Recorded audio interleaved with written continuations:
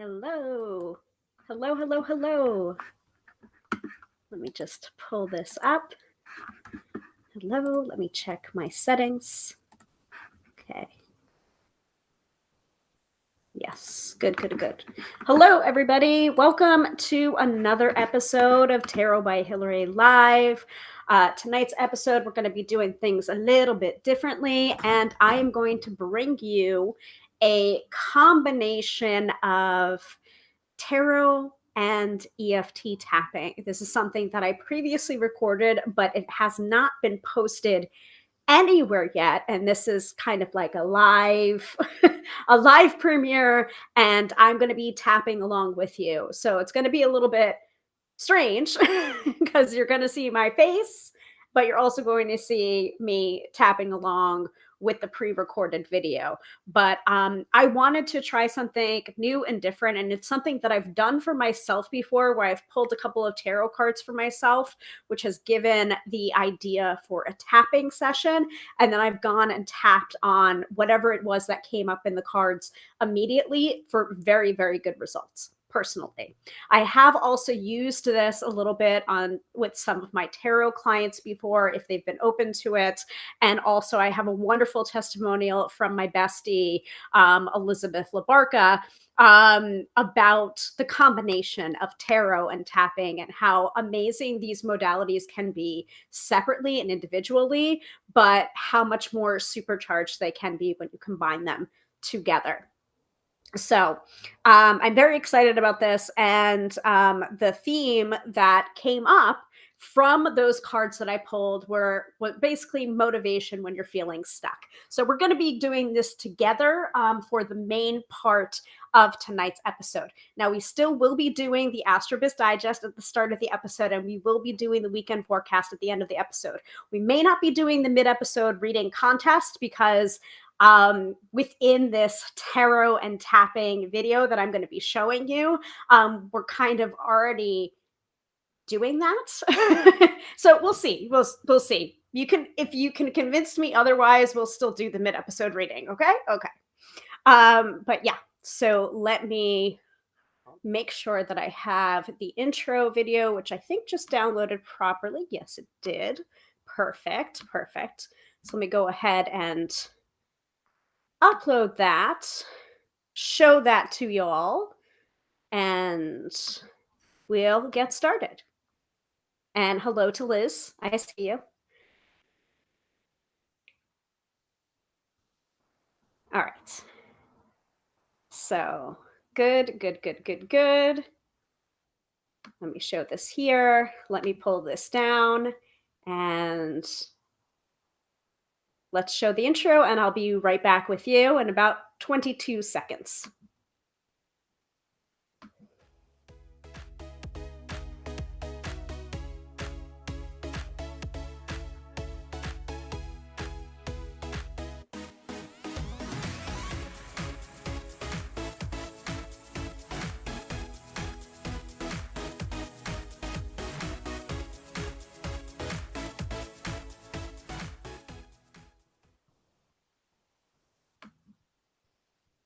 All right.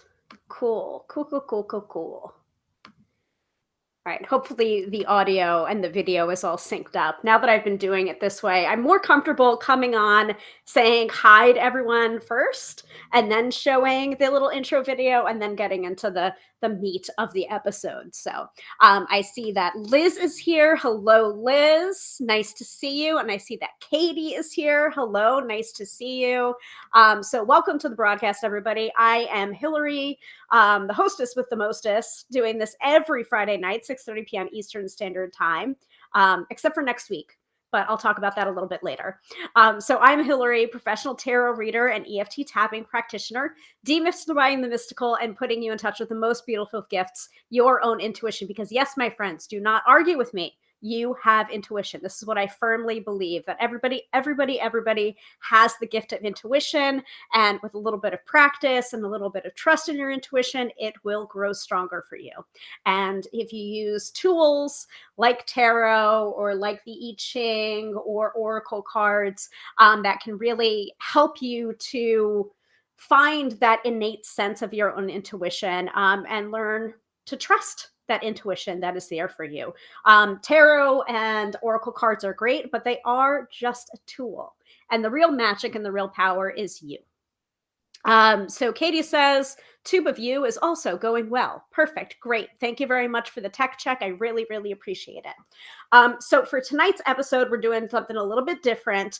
And I wanted to show you the combination. We have done a little bit of this before in past episodes about EFT and the tarot. We did one episode on EFT tapping and the tarot. This was prior to my tapping certification. And then we did another one called EFT tapping and the tarot revisited. And that was after my tapping certification, because I really wanted to show you the difference between how I did tapping before the certification and how I do tapping after the certification, and show you like the tremendous growth that I had as part of my certification, being a Gala Darling method tapping practitioner. And I'm also in the next level of GDM, which is GDM plus, which is providing a lot of professional development and tools around, taking my tapping practice to the next level. So that's been really incredible so far. And, a lot of homework behind the scenes on like what makes me me and what attracts people to me and what I do and my tarot business, and also now my tapping business. So that's been very interesting to explore. I know I'm unique. I just sometimes forget, and other people have to remind me that the things that come naturally to me might not come as naturally to other people. Anyway, so this episode is to show that tarot and tapping can be combined to have an even more supercharged experience. That I think tarot is wonderful on its own. I think tapping is wonderful on its own. But when you combine these two modalities together, it can be really, really incredible what you discover and what you uncover. And the things that you discover and uncover with tarot, you can then immediately tap on. That's pretty cool, right? So like I was saying before, the intro video, I did record a tarot reading and then a tapping session, but I have not posted it yet anywhere. So this is an exclusive first look and first tapping with all of you, all of the rest of you. So, like you're in for a real treat tonight. So the only thing that you are required for this particular episode is make sure that you have some water to hand. Water or seltzer or whatever liquid imbibement of your choice. Like you could have tea, you could have coffee, but really I would recommend water or seltzer so that you can hydrate yourself. And I do recommend hydration even when we're talking about tarot, because receiving a tarot reading or giving a tarot reading, you want to remain hydrated because you are moving energy. Same thing could be said with tapping. Tapping, you're moving a lot of energy. You need to make sure that you're hydrated when doing so. So here's your water ASMR. I'm going to go ahead and grab some water. But first, we're going to dive into the astrology from Teresa Reed's wonderful AstroBiz Digest. Then we'll dive into the tarot and the tapping, and I'll be doing it alongside with you. So it's going to be like double the Hilary power tonight. And then we'll also be doing the weekend forecast. And depending on how I feel, we might do the mid-episode reading or the three-quarters of an episode reading, as the case may be. So if that sounds good to you, please go ahead and say yay or hooray or put in a cute emoji in the chat and let me know.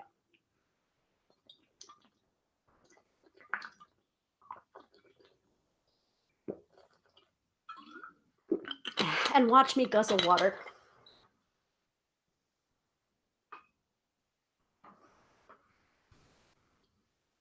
And I'm going to pull back my hair a little bit. And Liz is saying yay in the chat. Cool, cool, cool. And I'm going to go ahead and display. And Katie's given The sparkly heart emoji. That's like one of my favorite emojis. I don't know. Maybe people don't have favorite emojis, but I definitely have a favorite emoji, and this is the sparkly hearts or the twirling hearts or the purple. I like the purple heart too.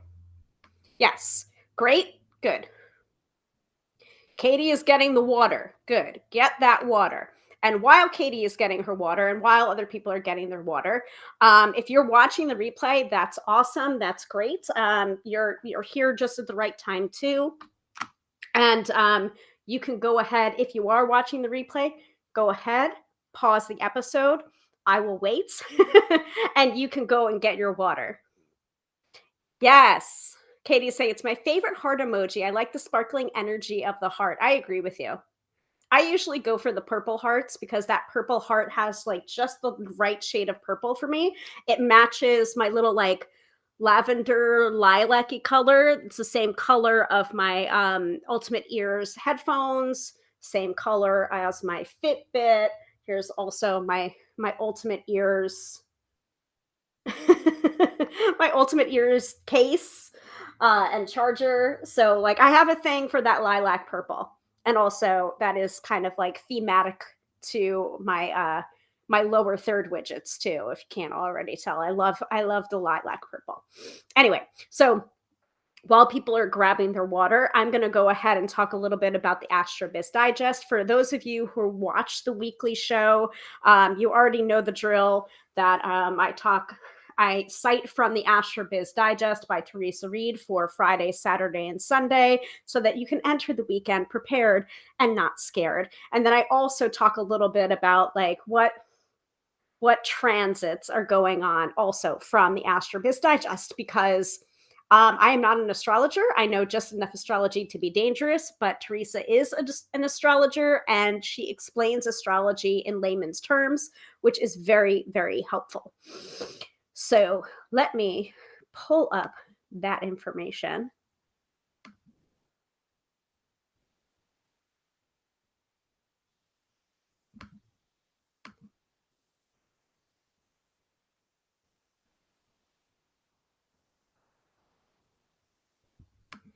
So there we go. So the astro-weather from Teresa Reed is from the AstroBiz Digest, which is right here. Right here. $99 for a year-long subscription. Astrology in layman's terms, geared toward entrepreneurs and business owners, right in your email inbox. Though I do want to say that though it is geared towards entrepreneurs and business owners, I have found it to be incredibly helpful in planning my personal life too. So I'll go ahead and I'll show you the link there. Just thetarolady.com/astrobiz digest is the link, and that's also in the chat. So if you want to check it out and get a subscription for yourself, I would highly, highly recommend that. And also, by the way, I am not an affiliate. I do not get any kickbacks for saying so. It is simply what I like to use. I use it. I've been using it for as long as she's been putting it out there. So I think it's been the last 3 years. So loyal subscriber. I do not get any kickbacks for recommending the AstroBiz Digest every week. I don't. So just to let you know, it's just something that I believe in. So let me go ahead and pull up the AstroBiz Digest for this week. It has been very hit or miss this week, I have found.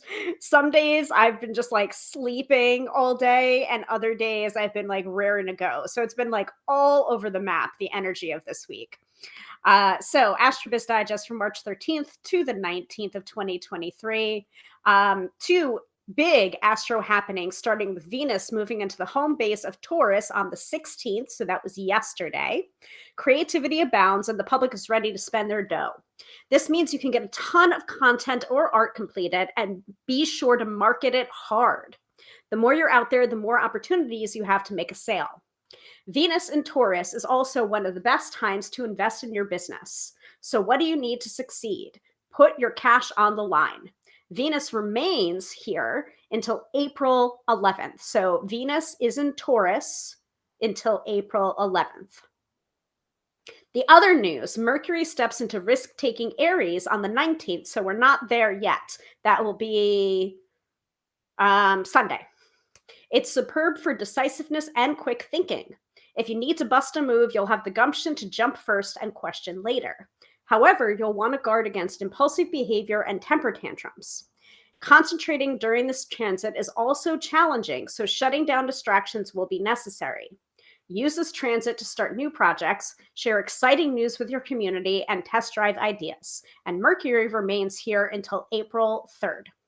So those are the two big astro happenings that are happening this week. So everyone good on that and ready for the specifics for this weekend, Friday, Saturday, and Sunday? Let me know in the chat. And I don't know where I just put my lip balm, so I'm just going to grab another one.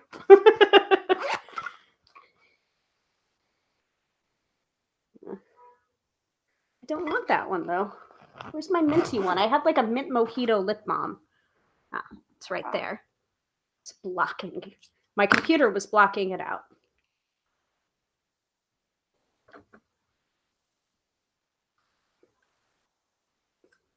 Okay. So for today, Friday, March 17th of 2023, Mercury is locked in a square with Mars all day, which creates an argumentative vibe. Awesome. That's great. Great. Wonderful. Trolls are looking for online drama, and some folks won't take no for an answer. Sigh. The sun is conjunct with Mercury at 6:45 a.m. Eastern Standard Time. This could play out one of two ways. One, it may be excellent for creative self-expression and public speaking, or two, it also lands on top of that Mercury-Mars square, which could add fuel to conflicts. Double sigh. The moon eases into Aquarius at 10:25 a.m., stellar for technology upgrades, website work, team meetings, and community building activities. Hold off on all that until the energy of the Moon-Venus square is gone, which will happen around 1 p.m. Eastern Standard Time. The rest of the afternoon is all yours for those Aquarian moon activities. Venus sextile Saturn at 6:25 p.m. Eastern Standard Time, so that just happened, opens up the possibility for significant sales, so give me money. Be sure to have some marketing on autopilot. Why? Because this aspect is also swell for romance and social stuff. A date night might lead to sexy results. Today, Friday, March 17th, is a power day for Aquarius and a weekday for Leo. Well, my date is with you guys. That's happening. That's happening right now. All right, for Saturday. Saturday finds the moon competing with the Chiron-Jupiter conjunction and unpredictable Uranus in the morning. This could create both opportunities and unpleasant surprises. You will want to stay alert for possibilities, but be quick to say nope if anything seems questionable. Mercury sextile Pluto at 11:24 p.m. Eastern Standard Time, so that's late, sets the perfect stage for long conversations over dinner with movers and shakers. Also, Mercury will enter Aries on Sunday at 12:24 a.m., which keeps the discussions exciting well into Sunday morning, but I will probably be asleep. This transit of Mercury has a lot going for it and some cautions. We've already talked a little bit about Mercury in Aries. Sunday will begin on a tranquil note when the moon stations void at 6:33 a.m. Sleep in. Once La Luna enters Pisces at 11:12 a.m., self-care and art need to be on the front burner. Take the day off, get creative, pamper yourself, and rest.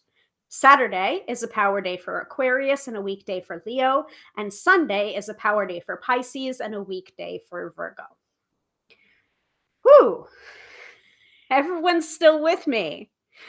Now, before we get into the main tarot and tapping event for tonight, I do want to open up the floor for any of you that were just like, Tuesday was a little bit weird. Does the AstroBiz Digest have anything to say about that?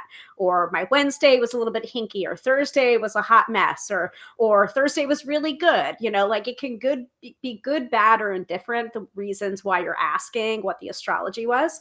But go ahead and ask in the chat, and I would be happy to take a quick look at the AstroBiz Digest before I shut it and we continue on to our main tarot and tapping tonight. Yes. Katie says this Leo is going to be hibernating, it seems. Yeah. Yeah, I think it's a lot for Leo energies, and I think it's a lot for fire signs in general, even though, a Leo is not an Aries, is not a Sagittarius. Different fire signs have different aspects. They're all fire signs, but they do have different aspects to them. As many of you know, I'm an Aries. So, I'm very comfortable with Aries season, but at the same time, depending on where Aries is or what planets Aries is in, could be a little bit funky. Like Mars and Aries, it's at home there because that is its like home sign, but at the same time, it can be very volatile too. So it might be a ride the lightning, or in Katie's case, hibernate. So Katie is saying nothing for me, but Liz is saying Wednesday and Thursday was a true off day. Yes. And I can say that too, because I think it was yesterday. I slept and I slept and I slept. It was and then I was still able to go to sleep and have a regular sleep at night. It was very strange. So let me take a look at Wednesday and Thursday, but like same, same. All right. Wednesday, it was like a business-y kind of day. Moon marches into Capricorn at 8:06 a.m. It's a CEO moon. Best bet for negotiations, high-level decisions, essential tasks. Um, mhm, Moon sextile with Saturn. Sun Neptune conjunction. Evening is divine for brainstorming, creative self-expression, inspirational public speaking. So Wednesday was a power day for Capricorn and a weekday for Cancer. Thursday was a complicated day for business. Moon moves into a square with the Chiron Jupiter conjunction around 8:59 a.m. Doesn't ease up until noon, which means the public is cranky and not in the mood for anything, and it's also hard to negotiate. So it's best to hold off meeting with anyone. Um, two harsh breaks Two harsh aspects happen in the afternoon on Thursday: Sun Mars square at 2:10 p.m. and a Venus Pluto square at 3:59 p.m. And that lingered around the rest of the day. Power plays unwanted aggression. Marketing may be met with resistance. The news cycle could be full of frustrating stories, which will distract the public. Throw in the towel or continue to work with your team on behind the scenes situations instead. And then Venus moves into Taurus at 6:34 p.m. So, and that was a power day for Capricorn and a weekday for Cancer as well. So that could be the reason for the hinkiness. It was mostly Thursday, but then again, Wednesday could probably had a little bit of a preview into Thursday because Thursday had a lot of squares in it. So that could be it. Liz, does that make sense? Let me know. Yeah, like no wonder I slept on Thursday. More water for me.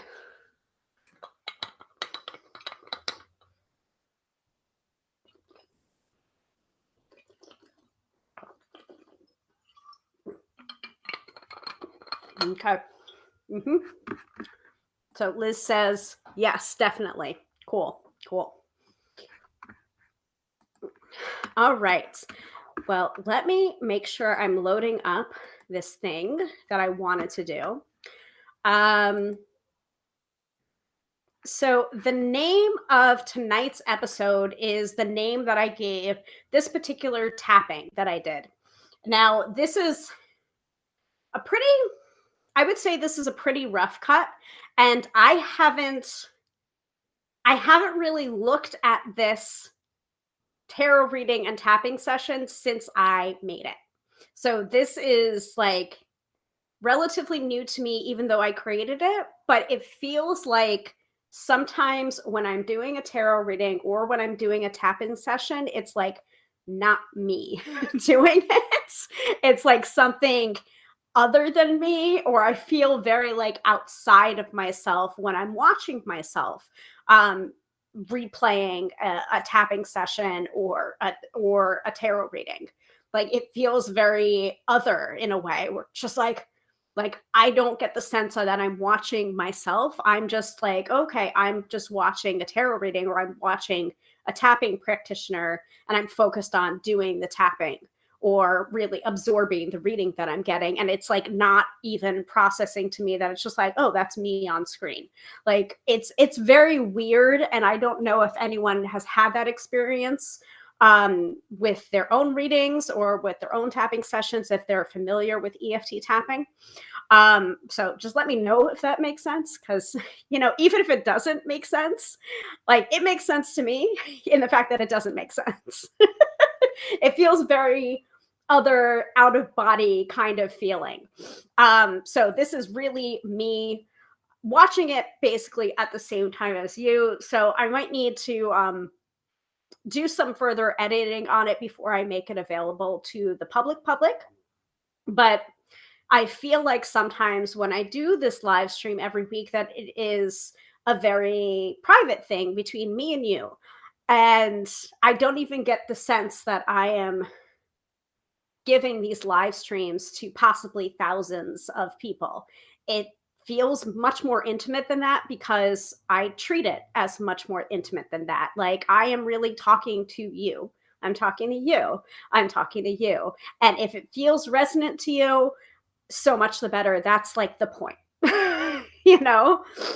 So, and there are some of you that I have worked with one-on-one before, in both tarot and also in tapping. And so if those people are here tonight live on the broadcast, go ahead and write that in the chat. And if you're watching the replay and you've had an experience with me that you want to talk about in the comments, that's also completely fine too. Whatever makes you feel comfortable. But I do know that I've worked with people one-on-one. And also I do feel like this live stream feels very one-on-one as well, even though it's in actual fact one to many people. So does anyone have any questions, first of all, about EFT tapping? It's not tap dance, even though I do that too. It's not, when I say tapping, I don't mean tapping with my feet. I do mean tapping on the body while also speaking about different issues. So does anyone have any questions about what EFT tapping is before we get into the reading and then the tapping that goes along with it? Because I've done a video on that too.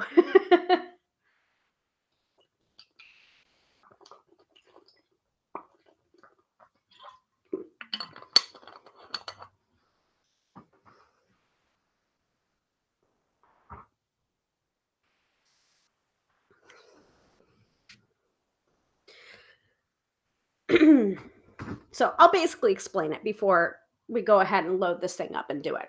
But the EFT stands for the emotional freedom technique, and it is AKA tapping, and it was developed in the I think it's the late 1970s, by Gary Craig, and it was also based on his two teachers. What his two teachers were doing was something called thought field therapy, I believe. And it's a combination of like neuro-linguistic programming concepts, acupressure points, and also positive psychology.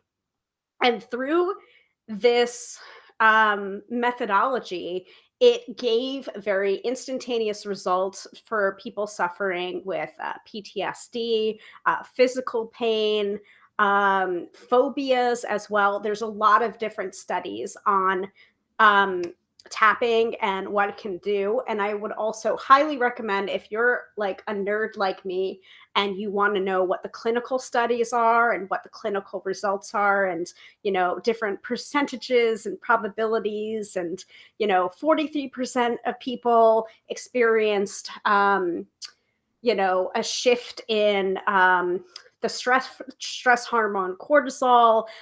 There are definitely places that you can get that information. I would recommend looking up the work of Dr. Peta Stapleton, who wrote the book The Science Behind Tapping. She is, I believe, a clinical researcher of the emotional freedom technique. And really is applying the scientific method to studying the emotional freedom technique and seeing the results and how it works. Actually, let me.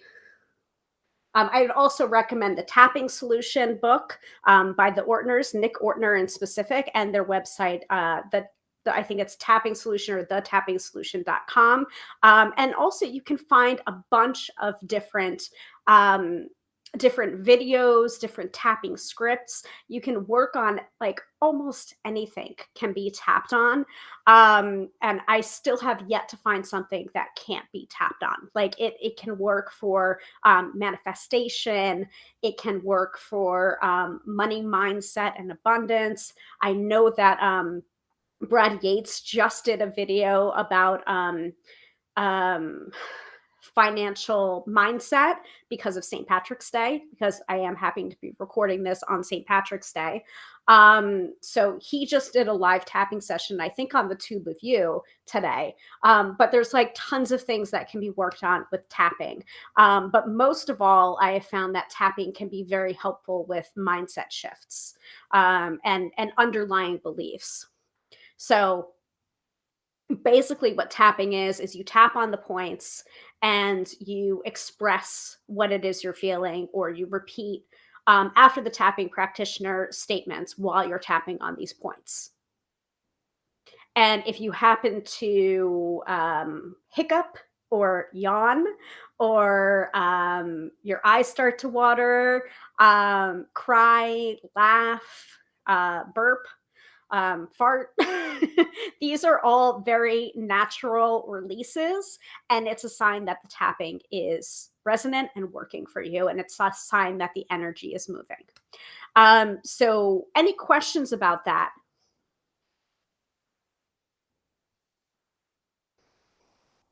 And I do have a couple of videos on my Tube of You about tapping and what it is, what the points are. But you really don't need to know that right now for this particular tapping, because all you have to do is follow along with me, say the words that I do, tap on the points that I do. Okay? Is everybody ready to tap? If so, give me an emoji. Give me your favorite emoji in the chat, and go ahead and drink a little bit of water before we get started. And I'll probably end up saying that in the video that I show too. And I'm moving my desk back so I don't hit it while I'm doing these points.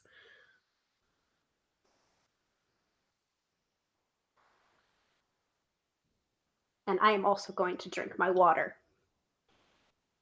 All right, Liz is giving me the twirling hearts emoji. I think that might be my favorite, other than the purple heart emoji. I like the twirling hearts. Katie says, yes, please.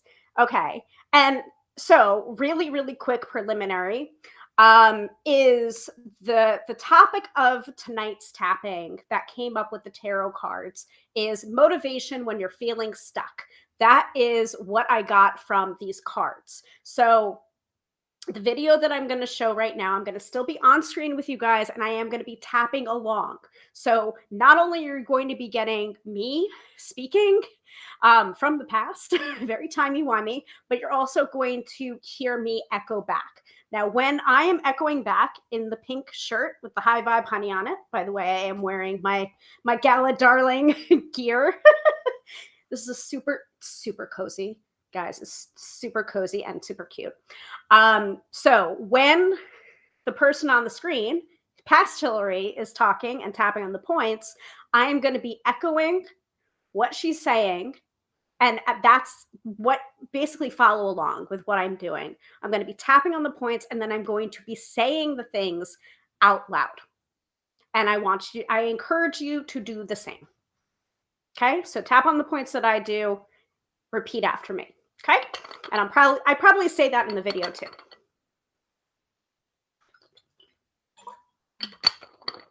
So drink a little bit more water.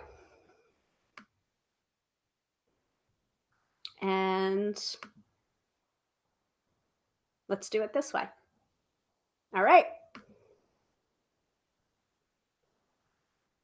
So let's do a little bit of tarot and tapping. So what I love to do is combine a tarot reading with a tapping.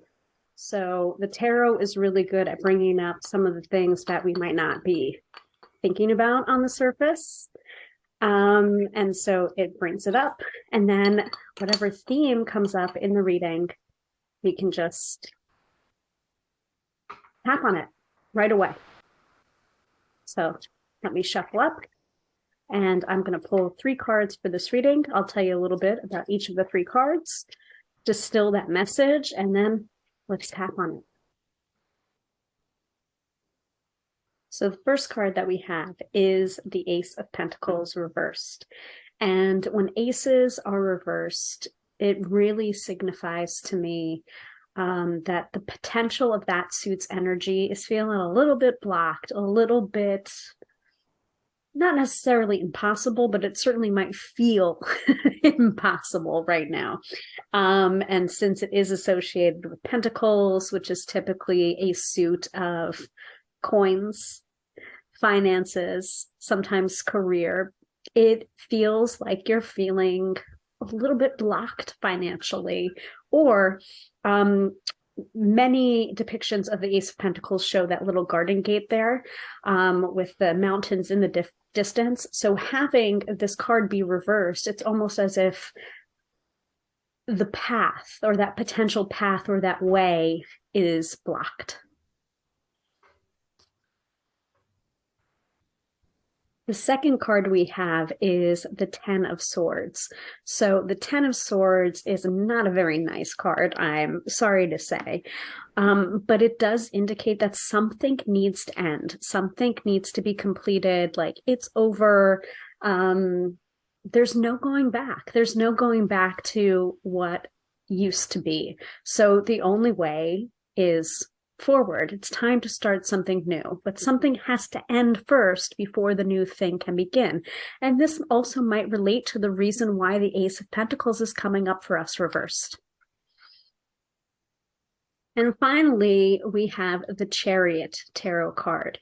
Now, the Chariot is a major arcana. It's the 7th major arcana card, and it is all about movement and drive and motivation, and also getting the light sphinx and the dark sphinx to merge together and run in the same direction. Otherwise, if they're going in opposite directions, you are going nowhere fast.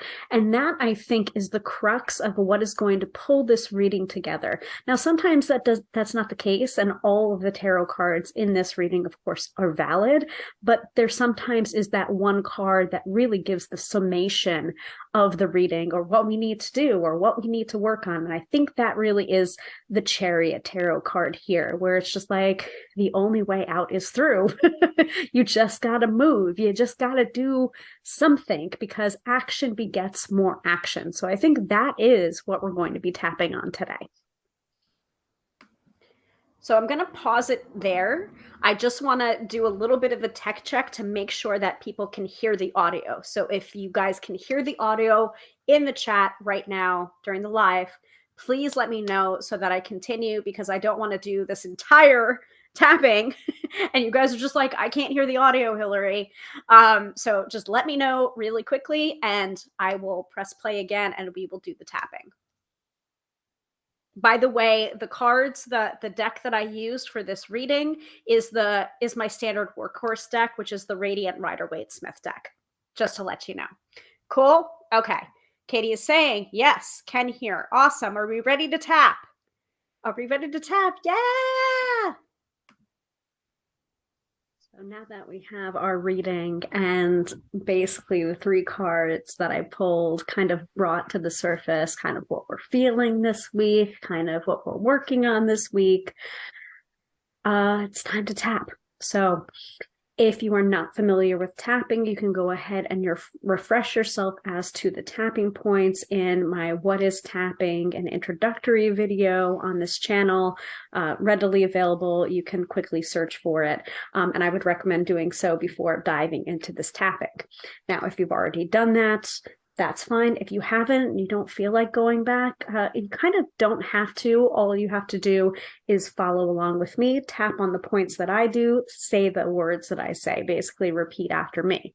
Now, what really makes tapping powerful is also being specific about what's coming up for you.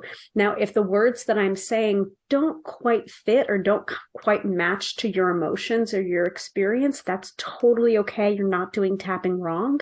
But what I would recommend is adding some of those words, those feelings that are coming up for you. For example, if I'm tapping on the collarbone point and I say, I'm feeling really motivated right now, and you're not feeling quite motivated or as motivated as I am, you can feel free to go, I am working my way towards feeling motivated, or I am hoping to feel motivated soon after this tapping, or I don't even know what the heck I'm doing, but I've tried everything else and nothing else has worked, so I'm just going to tap on my body and that's fine. Whatever is coming up for you is totally fine, and you can't really do tapping wrong. So with that in mind, let's just start. And we're going to start on the top of the head. You don't have to memorize any of this. Just follow along with me and repeat after me. Tap the points that I do, say the words that I say. And after a few rounds of the tapping, you'll kind of get the hang of it. And you can always pause this if you're feeling a little bit lost or want to slow down a little bit. You can totally pause this. It's fine. It's okay. By the way, so when I created this tapping, I didn't do the side of the hand, or at least it doesn't sound like I did the side of the hand point, which is tapping on the fleshy part on the outside of your hand. And tuning in to your issue, you can totally do that, but that is optional for right now. And I have learned that the side of the hand tapping point is to either tune into the issue that you're tapping on. If you're not quite sure what is the really salient issue that you're tapping on or the main issue that you're tapping on, you can tap on the side of your hand and like talk it through, like, I don't know why I'm anxious right now, but I think it's this. And as I'm tapping, it's becoming more clear. Or the other reason we tap on the side of the hand point is if you're a tapping practitioner and you're tapping with somebody, or you're tapping with a group of people and you're leading a group tapping, this tapping point is used to unify the energy of the group. So that might be the reason why I didn't do side of hand tapping point for this particular tapping. But you totally can. Just know that just because we're skipping over this point doesn't mean that it's wrong. Please go ahead and grab your water bottle, take a gulp of water before we get started. And I would say to keep this close to hand because you're probably going to want to give yourself a nice big gulp of water after the tapping too. Starting at the top of the head, again, tap on the points that I do and repeat after me. I want to open up that garden gate that appears in that Ace of Pentacles card. That appears in that Ace of Pentacles card. But for some reason, I am feeling blocked. I am feeling blocked. I want to take action. But I am a little bit confused as to what action I should take first. But I'm a little confused. And then I end up not taking any action at all. And I know that this needs to stop. And I know that needs to stop. This needs to end. So I can move forward with motivation and confidence. But maybe I don't have to wait to be confident first. Before I take action. Maybe I need to take action. And see what information I get from that action.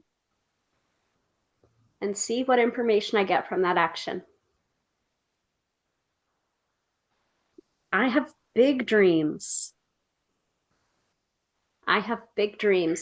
And a lot of those big dreams start with little actions. And a lot of those big dreams start with little actions. And that could include finishing a project that I've stalled out on. And that could include finishing a project that I stalled out on. Doing a little bit of research. That could include doing a little bit of research. That could include having a hard conversation. That could include having a hard conversation. Setting boundaries even. Or setting boundaries even. Or I might be stuck for another reason that I don't even know. Or I might be stuck for another reason that I don't even know. Where I feel a little bit dissatisfied. There's been plenty of times where I feel a little bit dissatisfied. Or stagnated. And I have no freaking clue why that is. And I have no freaking clue why that is. But the thing that I have learned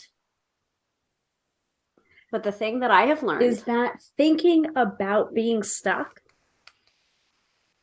leads to being more stuck. Just leads to being more stuck. If I keep on focusing on the problem, all I will see is more problems. All I will see is more problems. And I want a solution. And I think the solution is to make some sort of movement so that I can start to create momentum. Some sort of movement so that I can start to create momentum. Even if I don't know what the big aha moment is yet.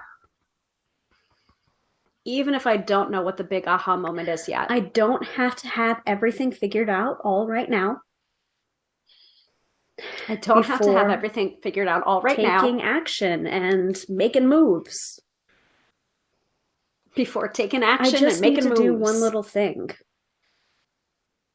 I just need to do one little thing. I need to cut myself some slack for feeling this way. I need to cut myself some slack for Everyone feeling this way. gets stuck from time to time. Everyone gets stuck from time to time. It sometimes isn't for an obvious reason why. And it sometimes isn't for an obvious reason why. And maybe that's what this tapping is all about. And maybe that's what this tapping is all about. Giving myself some rest and some space. Is giving myself some rest to get some answers that are not coming out of a place of fear. And to get some answers that are not coming out of a place of fear. Or scarcity. Or lack. I am so grateful for where I am right now in my life. I am so grateful for where I am in my life. Including the problems that come with it. Including the problems that come with it. Because I know that life is always going to have some problems. Because I know that life is always going to have some problems. 100% struggle-free all the time.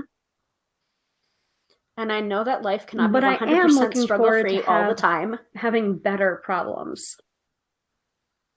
But I am looking forward to having better problems. More compelling problems. New level, new problems. New level, new problems. And I'm looking back on all of the times that I've felt stuck before. And I'm looking back on all the times that I felt stuck before. What I have done to get myself out of them. And thinking about what I have done to get myself out of them. And it may not have been the most obvious of answers that time. And it may not have been the most obvious of answers that time. But maybe it could be obvious now.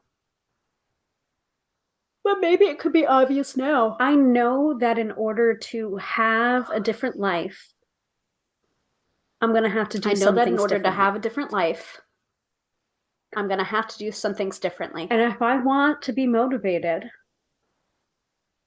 I'm just going to have to start somewhere, right? I'm just going to have to start somewhere, right? But that doesn't mean starting from square one at the top of the mountain. But that doesn't mean starting from square one at the top of the mountain. Start in the valley. It may mean that I have to start in the valley. Or on the hiking trail that goes toward the valley. Or on the hiking trail that goes toward the valley. And I'm going to cut myself some slack for that too. And I'm going to cut myself some slack for that too. My journey is going to be completely different from somebody else's. My journey is going to be completely different from somebody else's. And that is okay. And I can't let comparisonitis completely freeze me in my journey. Completely freeze me in my journey. I'm going to put my blinders on. I'm going to put my blinders on. Creating my life on my own terms. I'm going to start creating my life on my own terms. In my own unique way. In my own unique way. And get my motivation from new and unlikely sources. And get my motivation from new and unlikely sources. Beautiful. And that will turn into something beautiful. And unusual. And unique and authentic to me. And unique nobody and authentic else to thinks me. The way I do. And nobody else thinks the way I do. Get motivated in the same ways as me. And nobody else is going to get motivated in the same ways as me. I acknowledge I might have been looking for motivation in the wrong places. And today I acknowledge I might have been looking for motivation in the wrong places. Motivation might be an inside job. And I'm realizing that motivation might be an inside job. And quiet. And if I get still and quiet, I know that all of the solutions that I need right now will come to me. And I know that all of the solutions that I need right now will come to me. Hold it and let it go.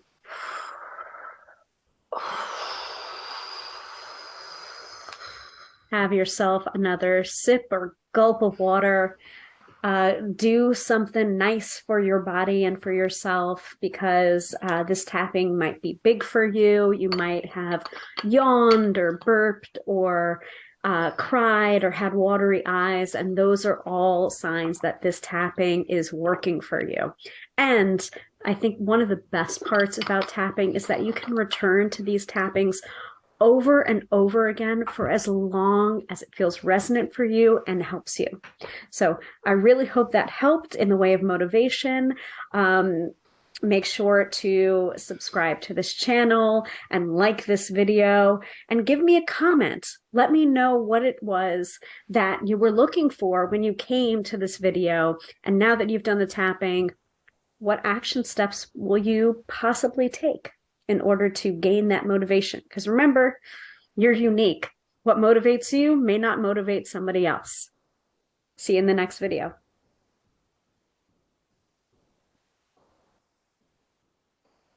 All right. Awesome. So I'm sure you saw some of my yawns that were happening there. So yeah, we're yawn country, population us, right? Katie says, hold on, let me remove this, but I hope you really liked this video, and I think you guys really did like this video and it really helped you. So Katie says, I have yawned and yawned and yawned. Same. And Liz says, LOL, me too. Great. Awesome. Well, that is a great sign that it worked for you and the tapping was moving that energy through. And yeah, like I'm still like having a little bit of reaction, and I also feel a little bit dizzy too, which can be also a sign that the tapping worked for you. There's a million and one ways to experience a release from tapping. And as a tapping practitioner, I have learned to look at the signs. Now, unfortunately, this is not a two-way mirror and I can't see you. So sometimes with these general tapping videos that I do, it's kind of like a shot in the dark.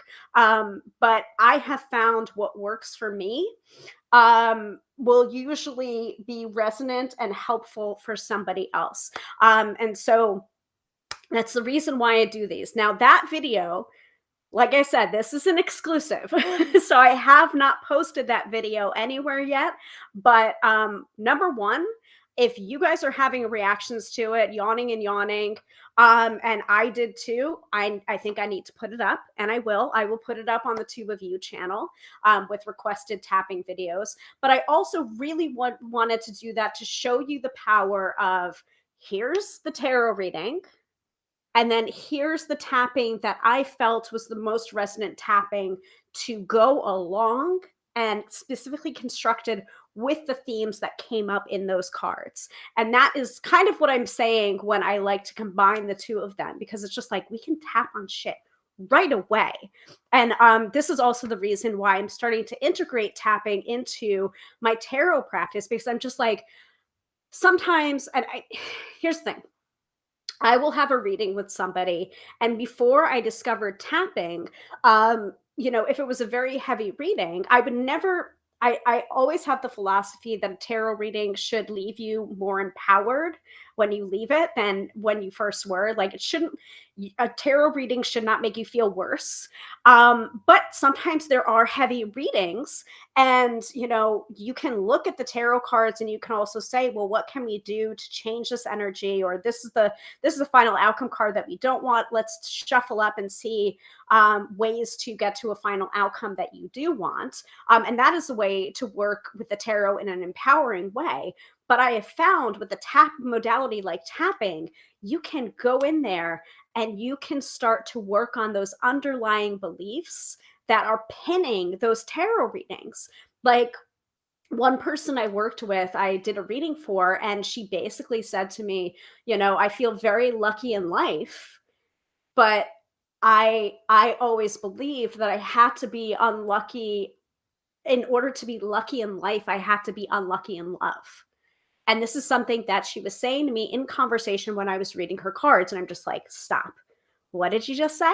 And she was like, I don't know. What did I just say? And I repeated it back to her. And she was just like, oh my God, did I just say that? And I'm like, yeah, you just said that. And I'm just like, can we tap together on that underlying belief that you feel like you have to be unlucky in love to be lucky in life? And so we did. It's just like, wow, you gotta that's like an amazing subconscious belief there that she didn't even realize that she said it until I had to echo it back to her. And that's a lot of what happens when I do both tarot sessions and tapping sessions now, is the investigation portion of a tapping session.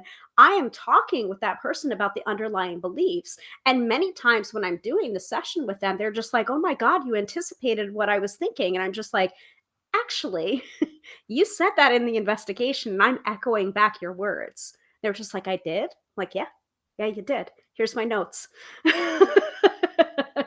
So, and Marcia's here. Hello, Marcia. Welcome.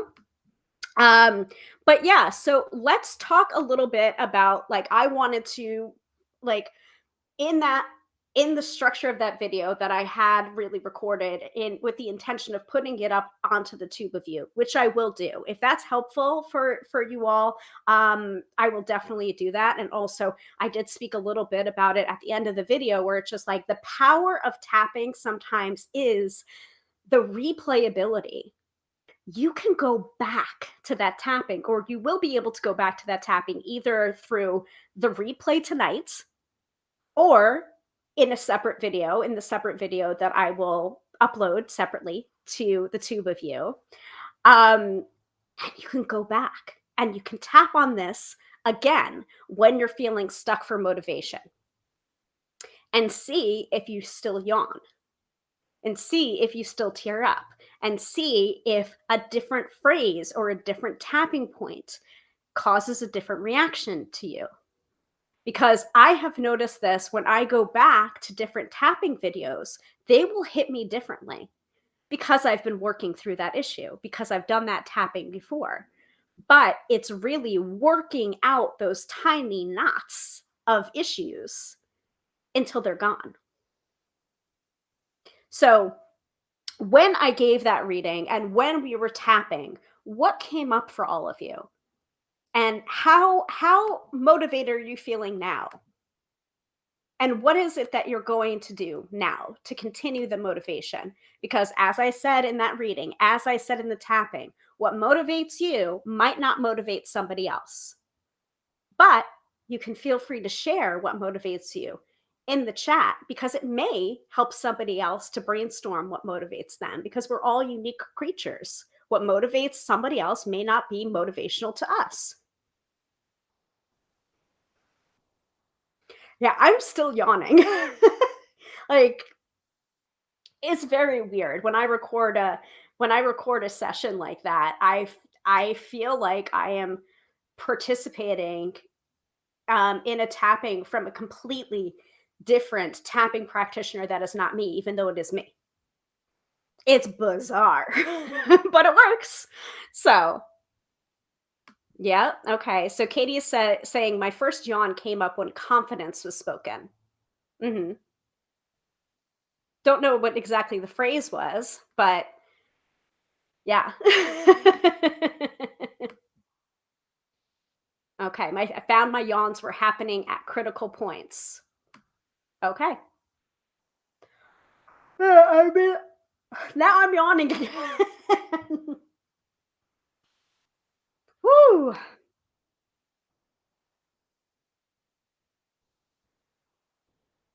And if you can't remember, that's also the sign of a good tapping. It's called the apex effect, actually. Let me tell you a little bit about the apex effect because I find this to be fascinating. Um, so hold, please.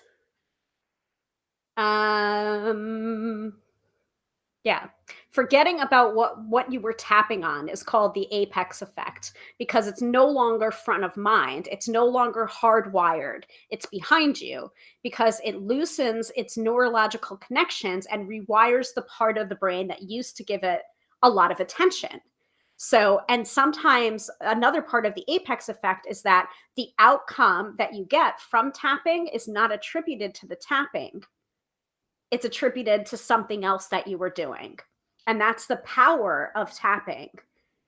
You're basically reconsolidating your memory. And with whatever issue it was that was so front of mind that is no longer front of mind anymore. It's not having that hold on you. That's part of the reason why tapping can work very well for people with phobias. Katie says, as if they were things I needed to work on. Hmm.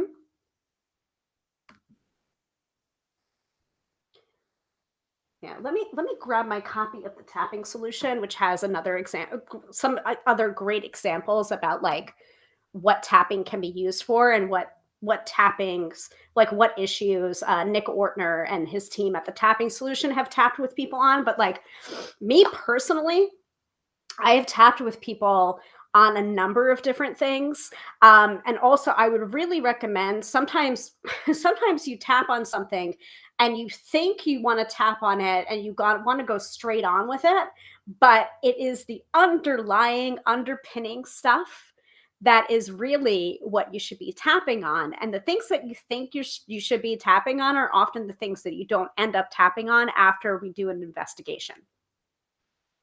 It's super, super interesting.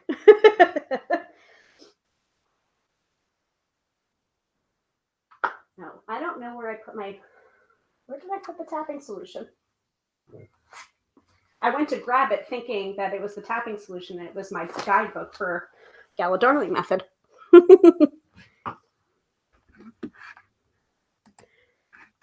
Liz is asking, does tapping work for manifesting emotions? It can work for manifesting or generating emotions, especially if you want to release supposed like negative emotions to replace them with more positive emotions or positive mindset. But what I think tapping really works for is honoring the emotions that are already present and making them okay to be feeling them so that they can start to be released and replaced with other emotions. And I have thoughts on this too. So actually, let me grab another book first. So my tapping teacher, Gala, This is my tapping teacher, Gala Darling method. She talks a lot about emotions being the guideposts for our manifestations and feeling good. Basically, when we're feeling good, it helps us to bring our manifestations closer to us quicker. But what I wanted to mention about emotions, and I have this tagged here, is about experiencing our emotions. We have a right to experience our own emotions. Learning to get a handle on your emotions. So I'm quoting from Magnetic Mindset in the Feeling Good is Your Job chapter, which I think is one of the first chapters. Let me see. Sorry, the second chapter. What does it mean to feel good? Our feelings and our emotions are actually essential. When we pay attention to them, they don't just help us figure out what we want from life, they also work as a guide, showing us how close we are to those things we want to manifest. I must warn you, at the beginning of this journey, you will probably find yourself feeling terrible more often than not. This might surprise you. Learning to get a handle on your emotions can be a roller coaster, but it is such an important thing to do. A lot of us have learned to shut down our emotions, often because of what transpired in our family home. As a result, we feel we don't have a right to experience our own emotions. And so we start to live from the neck up, cerebral, logical, and kind of emotionally flat. If you've decided that it might be time to bust out the old feelings, you might be scared of doing so. Personally, I had a lot of resistance to doing this because I was afraid of what might come up. But do you know what I discovered that is so fascinating?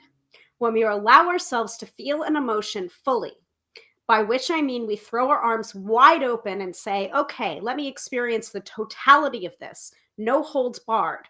Science has proven that we can only physically feel that emotion for 90 seconds maximum. I'll say that again, 90 seconds maximum. Isn't that incredible? I avoided feeling my feelings for the better part of 20 years, all to realize that those emotions would only have activated me for 90 seconds at most. Your feelings are simply information. They are not the boss of you. You might have a fear that you are at the mercy of your feelings, like they are just something that is happening to you. But you are in control of your moods, your feelings, and your emotions. The more you pay attention to them, the more you will realize this is true. It's said that our first thought is involuntary, and that might be true. But your second thought is something that you can train. Does that help, Liz, in explaining? And this is the reason why when people are asked about tapping, people are asked, why do we talk about the negative? Because we don't want to manifest the negative. And it's just like, but you have to be able to talk about how you are feeling realistically before you can move into the section of the tapping where you're able to shift it. You have to feel it, you have to acknowledge it in order to shift it. Yes, thank you. You're very, very welcome. So, what I wanted to say from the tapping solution is some of the things that they've tapped on phobias, which I find really, really fascinating. And actually, there have been different aspects of tapping that I didn't want to work through because I didn't really believe that it could work for that, especially physical pain. I did not think that tapping could work for physical pain, but it can, because I've tapped on it. I've had someone lead me through a tapping sequence on physical pain because I happened to wake up with neck pain. And you know what I discovered? Yes, physical pain is real. You know, our experience of physical pain is real. That's not denying it. I'm not denying it. But the root of the physical pain for me in that instance when I got out of bed was this idea, after, by the way, after a thorough investigation from my fellow tapping practitioner, also in the method, also certified, was this experience of aging where it's just like, do you have an underlying belief that when you hit a certain age, your body betrays you? And I'm like, what? So this is the kind of shit I'm talking about with tapping and also with tarot. A good tapping practitioner is going to reveal things to you that you don't know about yourself because they're doing a thorough investigation. Same thing with tarot. We're gonna get in there, and we're gonna get in there deep, not to traumatize you, not to re-traumatize you, but to really make that tapping go to that level so we can scoop out some of that stuff and replace it with good stuff. And provide some relief too. Now remember, tapping is not a cure-all. We can never guarantee cures. No guarantees in tarot, no guarantees in tapping either. But we can usually help with relief of symptoms.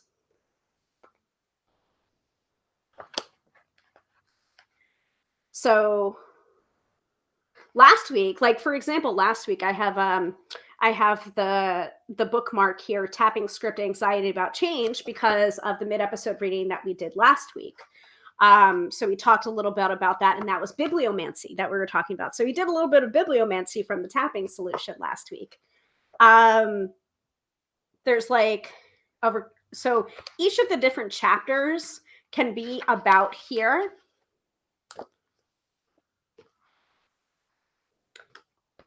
So let's see. So like chapter 3, like chapter 2 was like the quick start experiencing tapping now. We already kind of did that with the with this episode, the tarot reading and then the tapping session, the combination of the two. So you've already experienced tapping now, and if you haven't and you're joining us later on, the replay will be available, so you didn't miss out, sweethearts. You didn't miss out. Chapter 3 is relieving anxiety, feelings of being overwhelmed, stress. Chapter 4, overcoming resistance to change. Chapter 5, tapping through your past. Chapter 6, healing the body. 7, releasing physical pain. 8, losing weight and letting go of fear, guilt, shame around food. Chapter 9 is about relationships. Chapter 10 is about manifesting and making money. Chapter 11 is eliminating phobias and fears. Chapter 12 is clearing other life's challenges. And then it kind of is a summation of humanity and a new vision for you.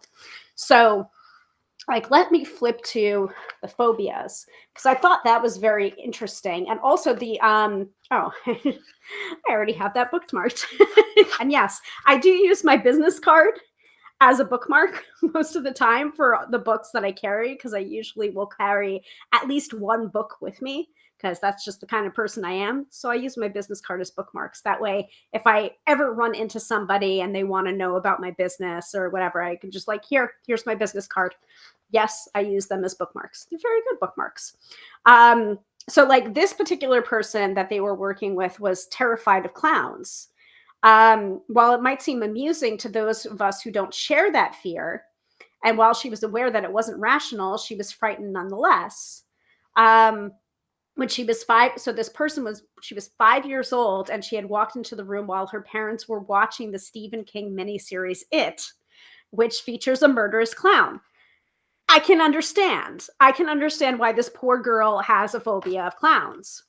While she has no recollection of the incident, her parents told her what had happened and why they feel this is where her fear of clowns started. Clearly, something made an impression on her. I had known about her fear, but I didn't understand how serious it was. Then I heard from another team member that she had seen a picture of a clown and had started crying. This is a full-blown phobia. So it seems amusing, but the pattern is the same, whether the fear is about public speaking, enclosed spaces, heights, needles, germs, disease, dentists, or snakes. And actually, someone reached out to me about the tapping video that I put up on the Tube of You about feeling the fear and doing it anyway. That person commented and said, I have to go to the dentist. I'm terrified of dentists, but this tapping helped me to at least take the step of making the phone call and setting up the appointment for the dentist. And so I responded to that person and I said, oh, well, you can keep on tapping all throughout the process. When you're making that phone call, tap on a point while you're making the phone call. You can also visualize tapping through the tapping points and saying statements in your mind while you're at the dentist, even because you can't speak, while they're in your mouth. You can also do that. You can visualize the tapping points in your mind and go through them and speak in the space of your mind some of the statements, and you can be able to take tapping through this whole experience that you have a fear or a phobia around. And so that person was very grateful and very, like, this was very helpful to them. So just came to mind when I'm talking about phobias and reading about dentists here. The phobia usually starts with a negative experience. After that, the patterns of fear keep running again and again each time the person encounters that scenario. You might argue that the fear of snakes can be real because snakes are dangerous, but clowns not real because clowns aren't dangerous. But it's a phobia, right? It's a phobia. So in about an hour of tapping, we turned around the phobia. I'm sharing the process with you here because it's similar no matter what fear you're working with. We began the tapping with a very simple and broad statement of, even though I have this fear of clowns, I choose to relax now. And this is probably using sleight of hand, okay? Go slowly with fears and phobias. There's no reason to suffer through the process. You don't have to like bang out, a tapping session around your phobia. Several rounds of, even though I have this fear of clowns, and then tap through the points, repeating this fear of clowns, this anxiety, the stress in my body. We continued until she found herself calm and relaxed. And then he was able to ask where the fear had started. And then she shared what she had heard from her parents. She doesn't have a conscious memory of the experience and didn't feel anxiety when she talked about what her parents told her. But just to be sure, we did some tapping on it. Even though I saw the scary movie when I was a kid, I deeply and completely accept myself. And then, once that person was relaxed, again, the next step, confronting fears and phobias is all about baby steps. I went on to ask, if I were to show you a picture of a clown right now, how would you feel? Notice I didn't say, I'm going to show you a picture of a clown or think of a scary clown. I wanted to continue to ease her into the process. I'd be a little scared. I'm feeling a little anxious right now. So we went to tap on that. I'm going to send you a picture of a clown via email. How does that feel? Are you okay with that? Yes, that's fine. We were doing the session over Skype video, so right away I sent her a drawing of a cartoon clown. How do you feel when you see that? A little anxious. We tapped again until her anxiety went down. So from there, we went on to look at a photograph of a real clown. When she saw the picture of the real clown, she said, I hate the red nose. This really freaks me out. This was an aspect of the phobia. With phobias, you want to be especially careful to look for all the aspects of the issue and to clear them all in order to have full relief.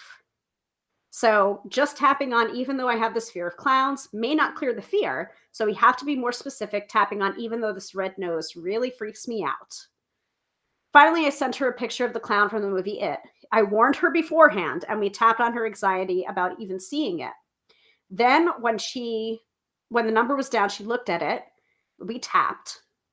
After several rounds, she was able to look at the clown image and say, I don't like the clown. He's creepy, but I can look at him and my body feels fine. She no longer had a phobia of clowns. She didn't like looking at a creepy clown. Neither do most of the rest of us. Our work was a success. One interesting thing to note about the session is that something that came up toward the end as the phobia was clearing.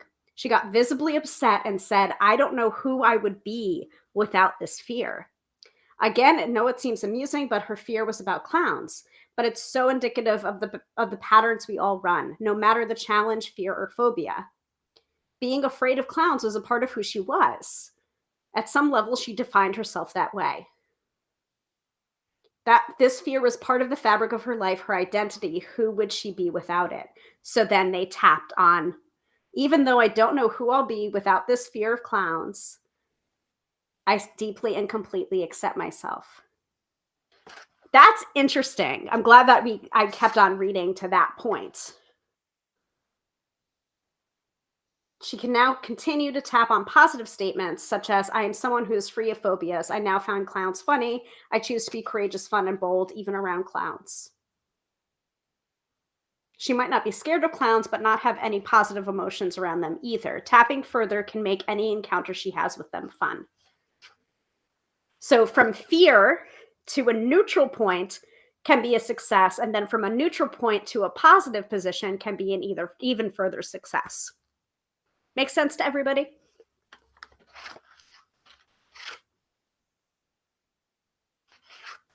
So I might actually have to tap on one of my phobias, which is I'm not a huge fan of spiders.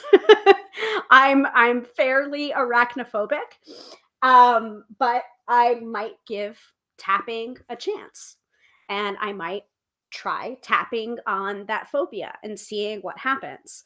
Um, and I don't know what the root of that was, but reading that portion and hearing that like hers stemmed from seeing the movie It. Mine could have come from accidentally seeing a commercial of the movie Arachnophobia, which was out around when I was a kid. So that could be even a glimpse of the commercial of this movie that I probably certainly wasn't allowed to see and definitely wouldn't want to see. That might have started my phobia with spiders.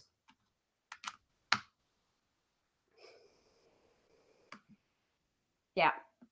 Cool. Cool. Well, I see what time it is. Does everyone feel good about the tarot reading and the tapping session? Because I think that we moved a lot of energy with that. And I really I don't think we can undo what we just did. But I think that an additional mid episode reading might be a little bit much for us right now. So yeah, Katie. That's part of the reason why I'm just like, I would love to go to Australia, but I also have a huge fear about the spiders in Australia because everything's bigger in Australia. When you have tapped on that phobia, I have a great science video about one of the safer but not small spiders in Australia. Not there yet, but I will let you know. That's definitely one of my things. I do want to go to Australia, but I have also heard things, and also, some of Mr. Tarot by Hilary's cousins are also afraid of spiders, and their immediate reaction to spiders is just like kill it with fire. Where's the flamethrower? And like funny memes about like I saw a spider and then like the next panel is like a house in flames, where it's just like the only safe way to get rid of a spider is to burn the entire house down. Yeah, like that's the level of phobia they've got going. So I can understand that. Or maybe I want to incorporate tarot into that too. Do a tarot reading of why I have this fear and then do the tapping session on clearing that fear. Yeah. The little spiders are the problem ones, actually. Thankfully, those ones live outside. I've heard that. I've heard that. I've heard the big ones are not what is it? Venomous, I think. I've heard that. Or they just won't like I am starting to like get a little bit better because there's a person that I follow that has like little jumping spiders as pets, and they're really cute. I don't know if I would like them crawling on me, but like I don't have such a fear of those. So maybe I'm working through that a little bit. I don't know.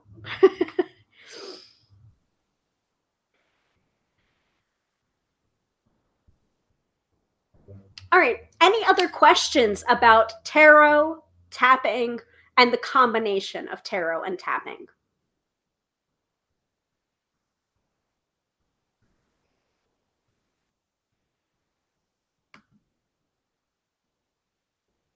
Even in the science video, the scientist says everyone jumps because it scurries quickly.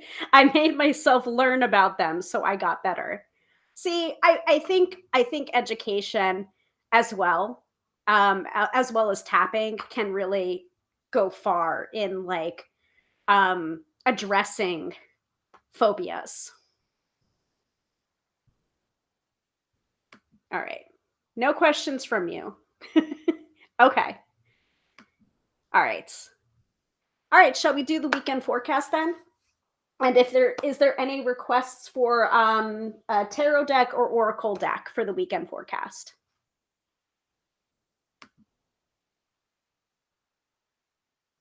And just so you know, um, this style of doing tapping sessions and doing tarot readings, it's readily available. And if it worked for you, as a general practice, just think about what a one-on-one session can do.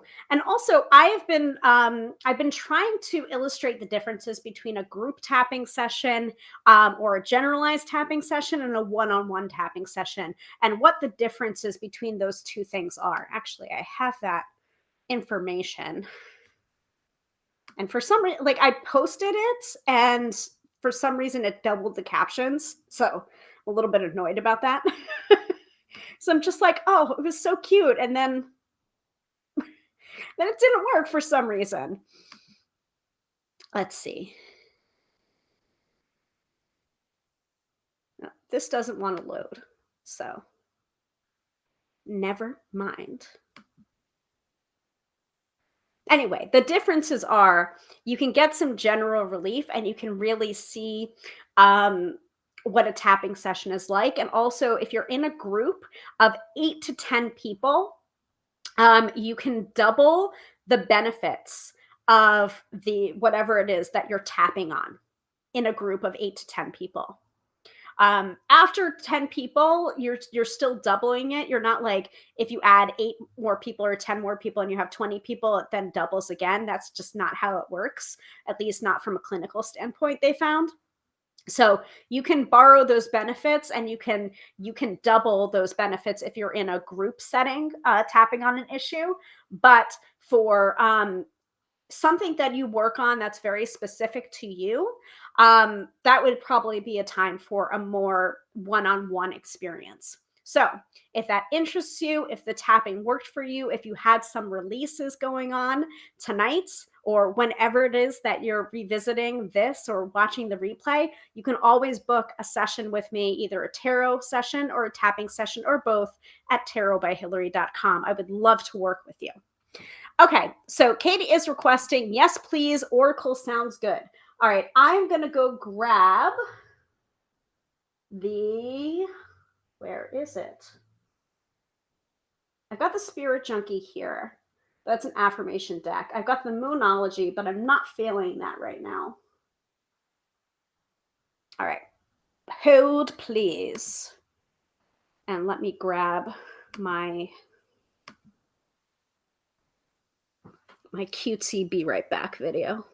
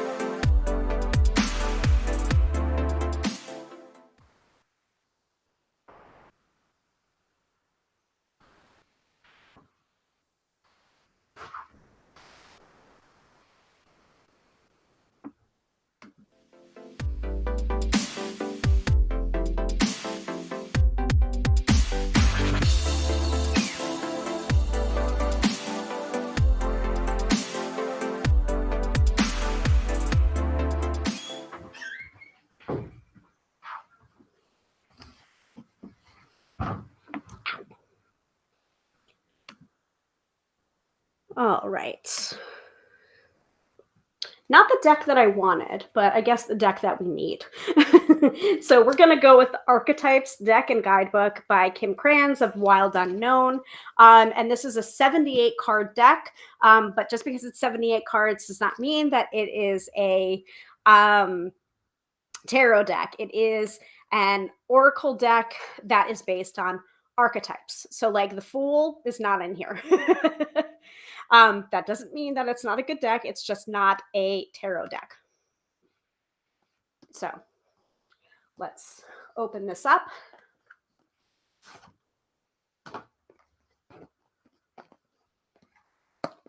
Beautiful box, magnetic closure. Beautiful packaging. Accept all, reject none is the words that are on this. Very, very pretty. Here's the guidebook. And here is, nestled in this beautiful box, is the deck itself, which is a circular deck. So sometimes can be a little hard to handle, especially if you have small hands like me.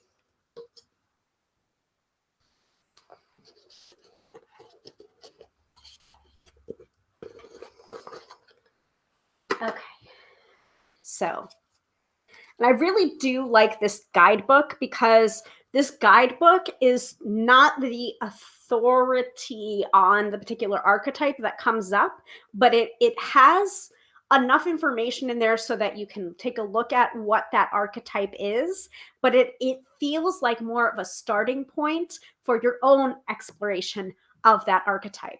And so there is recommendations here on like poems or artwork or music that you might want to listen to or look into or watch or read in order to explore that archetype. So I really, really like that. So what do we need to know for the weekend other than the astrology that we got from the Astro Biz Digest at the top of the episode? Let's find out which archetype we need to take with us or know about.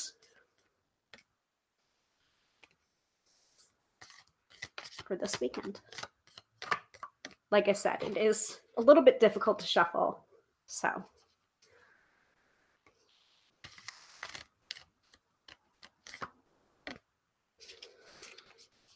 not going to pull from the top. I'm going to pull from the middle. This one feels good. This is the back of it. It's almost like a diamond with different facets, which I really like. And we are getting the Shaman card for this weekend. So here is the Shaman. Don't worry, I will let you know what the Shaman is.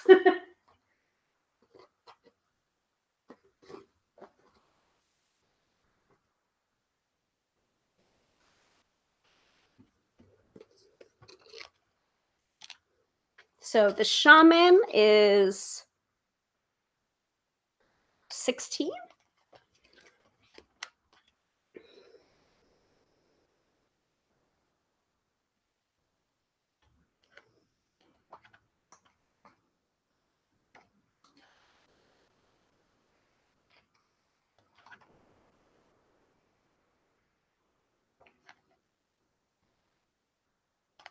Yes.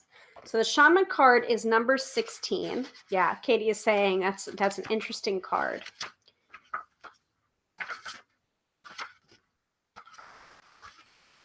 And the Shaman card is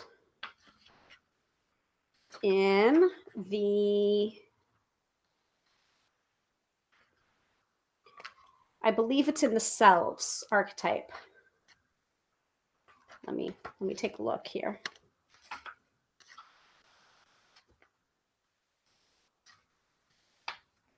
Yes. Okay, so I will let you know what it means. I'm not going to leave you hanging, but Katie is saying, yes, that's an interesting card. Sure is. Okay, so the Shaman, I will hold it up as I am speaking about it. So the Shaman is the Magi, the Sorcerer, the Medicine Woman. 3 archetypal ingredients constitute the Shaman, and all must be present in order to reveal its magic. First, the Shaman is activated by long-standing and diligent study, the mentor. Second, its orientation is generously and accurately aimed toward the healing of the self, the other, and the culture, the healer. And third, the Shaman has a knack for finding doorways to the other world, allowing psychic visions and old magic to leak into this world, the unseen. In this way, the Shaman is a master who bridges the everyday and the sacred, revealing potent power needed desperately in our time. Yet where there is power, there is shadow, so the Shaman must be vigilant in studying their darkness. This card reminds us that the force of healing is ultimately not our own. We must shape it and share it with the world. I don't know. I think that's really interesting that this would come up for us after we did a tapping, which I think is a meditation and also a great way to heal ourselves and also address our own shadows too. So, when in light, it's a fearless student and practitioner. When in dark, it overpromises, blames, and hurts self and others. To go deeper, you would read Black Elk Speaks and Michael Tucker's Dreaming with Eyes Open. And please ignore the spammers. Please ignore the spammers that might be addressing you right now. I am not associated with them. Very interesting. Michael Tucker's Dreaming with the Eyes Open. The shaman can't be rushed. Working with this archetype requires study and perseverance. Think of it like brining or marinating. The content must permeate every fiber of its being. Contrary to popular belief, the shaman archetype appears in every vocation. Teachers, directors, surgeons, politicians, and poets are just a few of the faces a shaman may wear. So it's not just in the healing arts. It can be in every vocation. So that is our weekend forecast. The shaman. And I think that is a great way to end the broadcast. Now, I did speak a little bit about this at the top of the episode because I do say that we do these live streams every Friday night at 6:30 p.m. Eastern Standard Time. And that is when you can generally come and learn something from me or get a tapping or get a tarot reading or, learn about the mystical or divination or the magical. But next Friday, we will not have an episode because it is Mr. Tarot by Hilary's birthday next week, and we will be celebrating. So I know you want him so badly on this live stream, and you've heard him in bits and pieces, and you've heard his maleficent, not maleficent voice, melodious. I meant to say melodious voice. But we are celebrating his birthday. So we will not be doing the live stream next week, but we will resume the week after. So I believe the next episode of the live stream will be happening on Friday, March 31st. So until then, you can check out many of the episodes on replay over on the Book of Face or the Tube of You, and I would encourage you to do so. And also, if you're interested in more tappings with me, you can book a tapping session one-on-one, tarotbyhilary.com, or you can book a tarot reading with me or a tarot tutoring session with me at tarotbyhilary.com. Many options to work with me are available there. Or you can check out my Tube of You videos in which I have a what is tapping, what are the different tapping points, and also I have tappings on going to sleep, getting a good night's sleep, bedtime brain. That's one tapping that was requested. Another tapping was on setting and maintaining boundaries. And then the third tapping was on feeling the fear and doing the thing anyway. Now, this tapping that we just did tonight is not available yet, but I will probably put it up sometime this weekend so that you can return to it when you're feeling a little stuck and need some motivation. Okay? So Katie says, happy birthday to Mr. Tarot by Hilary. I will extend the birthday congratulations to him right as I'm finished. And also new podcast episode, the Tarot by Hilary podcast. That is going to be a really quick audio episode that is extracted from the video episode that I just mentioned about what is EFT and what are the tapping points. So that's going to be a quick, sweet episode, and that'll be up probably within the next hour because I am really firmly adamant that I need to keep to every Friday schedule for posting those episodes. So Katie says, have a wonderful weekend. Thank you for this evening session. You're very, very welcome, Katie. It's a pleasure, as always, to see you. So thank you to Katie. Thank you. And thank you to Liz for Liz and Marsha. And I can't get to everyone. And if you're watching the replay, thank you to you too for watching the replay. Have a wonderful, wonderful weekend. And I will see you again Friday, March 31st. Bye.